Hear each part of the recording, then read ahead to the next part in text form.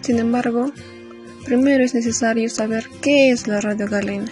La radio galena, o también llamado como receptor de germanio, se le llama así precisamente por el material de su construcción, específicamente la parte del diodo, ya que este es fabricado por galena o a veces del germanio. Es usada para captar señales AM en la banda de onda media.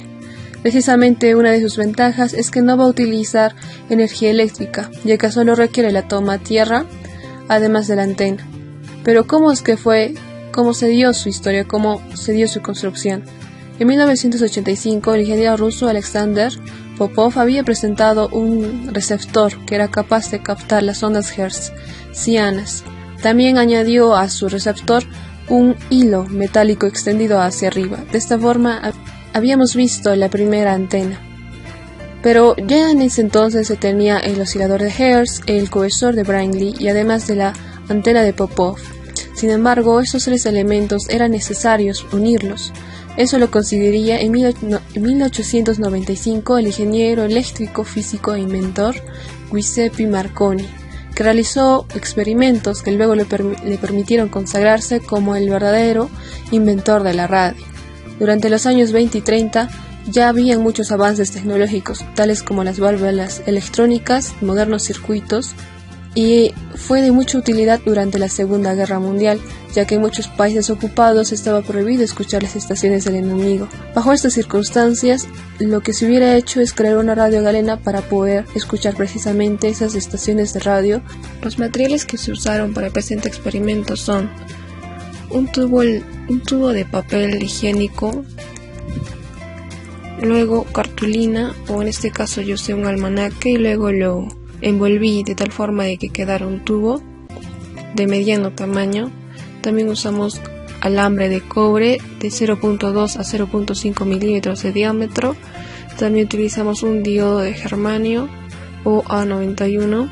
También un transformador de 220 voltios a 6 voltios. También papel aluminio y demás materiales que se señalan en la tabla. Luego continuamos con el procedimiento. Para ello hacemos el armado del condensador variable. Para esto vamos a usar el tubo de cartulina, en que en este caso yo lo enrollé.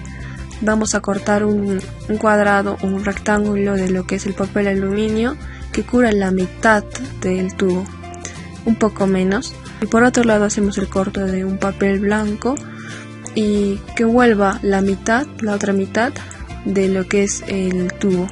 Sobre este vamos a poner un recorte de aluminio, otro recorte de aluminio que cubra al papel. De esta forma pues creamos un condensador variable.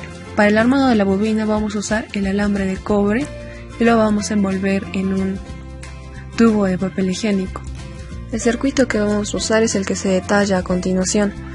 Ponemos una bobina, la bobina que hemos armado anteriormente de tubo. La conectamos a un capacitor variable y junto con un diodo, además de otro capacitor.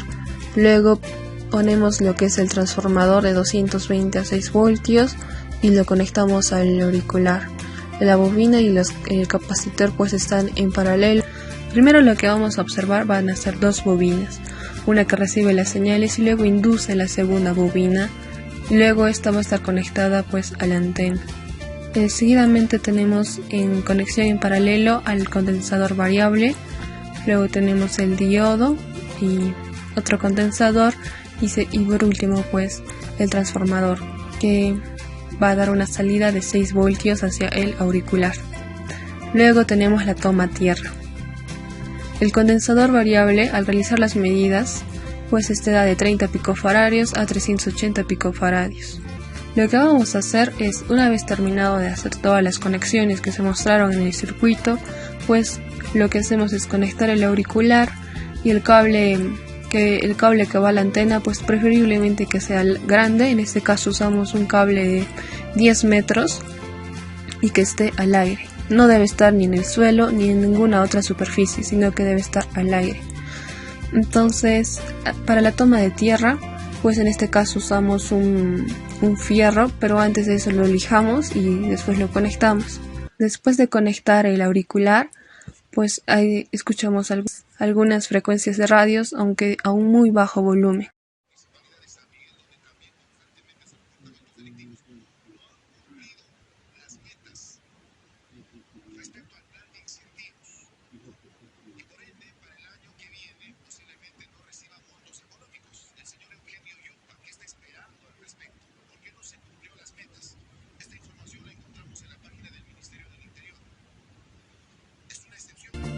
Cuando se refiere a conexión a tierra, se puede utilizar un objeto metálico grande y que vaya bajo la tierra.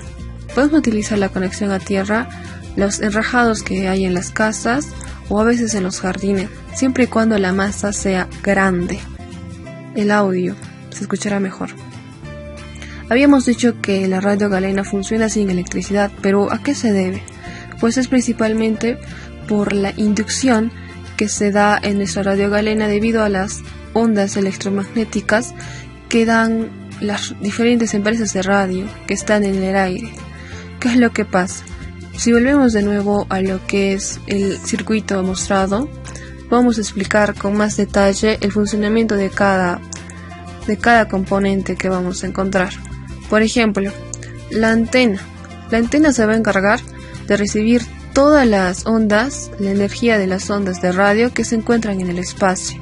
Y luego vamos a encontrar a dos bobinas, 1 y 2. La primera bobina se va a encargar de recibir desde la antena todas las señales transmitidas por las emisoras locales. Luego tenemos el circuito de detección, que está conformada por el diodo. El diodo se encarga de separar, es decir, las señales de radio que se reciben son de amplitud modulada y en el estado en el que llegan no pueden ser escuchadas por el oído humano. Es por ello que es necesario separarlas, demodularlas. Y este trabajo es realizado por el diodo, que separa tanto la señal de baja frecuencia con la señal de alta frecuencia. La que nosotros vamos a utilizar es la de baja frecuencia. La de alta frecuencia es la que se utiliza para transportar la señal de audio a largas distancias. Entonces el diodo rectifica la tensión en un semiciclo de directa pulsante, para luego que ésta pase a lo que es los auriculares, que van a convertir los pulsos eléctricos en ondas sonoras. Finalmente, pues tenemos la conexión a tierra, que al final lo que va a hacer es amortizar las señales parásitas del circuito.